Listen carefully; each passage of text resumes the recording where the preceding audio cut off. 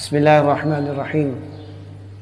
ناظرین اکرام، آج میں ان مبلغین سے کچھ معروضات کروں گا کہ جو دین متین کی خدمت سر انجام دے رہے ہیں۔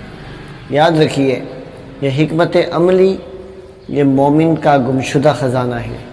کہتے ہیں کہ الحکمت ضالۃ المؤمن، حکمت مومن کا گمشدہ خزانہ ہے۔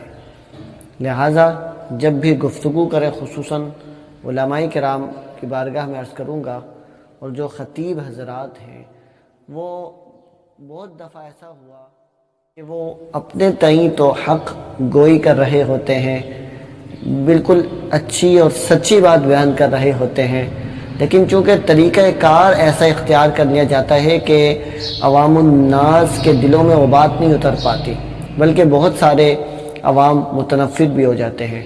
لہٰذا حکمت عملی کے ساتھ گفتگو کرنا یہ ایک مبلغ کے لیے لازم ہے، اور یہ بندے کے دل کے اندر بات کو اتارنا یہ اللہ تبارک و تعالی کی طرف سے ایک خاص فضل بھی ہوتا ہے، لیکن بندے کے اندر بھی کچھ گیٹس ہونے چاہیے، کچھ ایسا سلیقہ ہونا چاہیے کہ کہاں نرم گفتگو کرنی ہے اور کہاں گرم گفتگو کرنی ہے، یعنی کہاں سلیقے سے بات کرنی ہے، میٹھی میٹھی گفتگو کرنی ہے، اور کہاں سختی کے ساتھ گفتگو کرنی ہے۔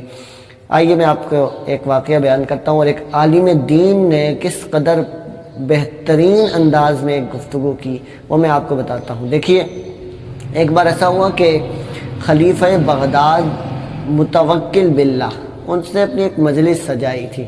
اس مجلس میں اس نے سیدنا امیر المؤمنین عثمان غنی رضی اللہ تعالی عنہ کے ایک مبارک عمل پر معاذ اللہ اعتراض کیا۔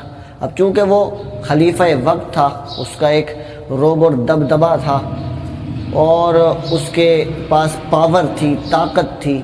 اب اس نے ایک بات کی جو کہ غلط تھی، اب اس کی بات کا رد کس طرح کیا، اس کو ہم نے یہاں پر سیکھنا ہے اور سمجھنا ہے۔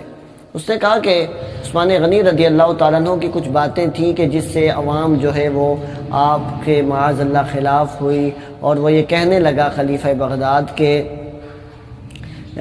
آپ رضی اللہ تعالیٰ عنہ نے نبی کریم صلی اللہ علیہ وسلم کے منبر اقدس پر، جہاں حضور کریم اسلام تشریف فرما ہوتے تھے، وہاں کھڑے ہو کر خطبہ دیا۔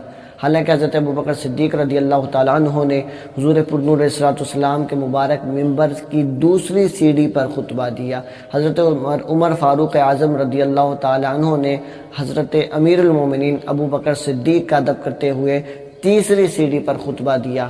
تو آپ کو تو یہ چاہیے تھا کہ آپ ان کا ادب کرتے، لیکن آپ نے پہلی سیڑھی جہاں حضور کریم علیہ السلام تشریف فرماتے وہاں خطبہ دیا۔ اب یہ ایک اعتراض کیا۔ اب اس اعتراض کا جواب ایک عالم دین نے کس انداز میں دیا؟ آپ نے رد تو کیا، لیکن ظریفانہ انداز میں کیا۔ ایسے کیا کہ لوگوں کے کہے گونج اٹھے، اور کہوں کی آواز کے اندر اس کا اعتراض بھی دب گیا۔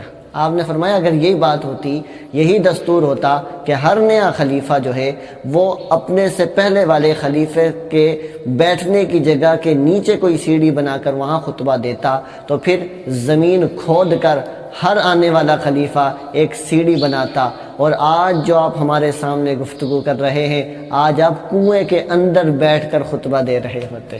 لوگوں کے کہے گونج گئے، اور یوں اس کا خلیفہ بغداد کا یہ جو اعتراض تھا وہ کہوں کی ہی نظر ہو گیا۔ اب یہاں سے ایک بات سیکھنے کو ملی کہ اس کا ایک علمی جواب بھی بنتا تھا، جیسا کہ علماء اسلام نے اس کا علمی جواب بھی دیا۔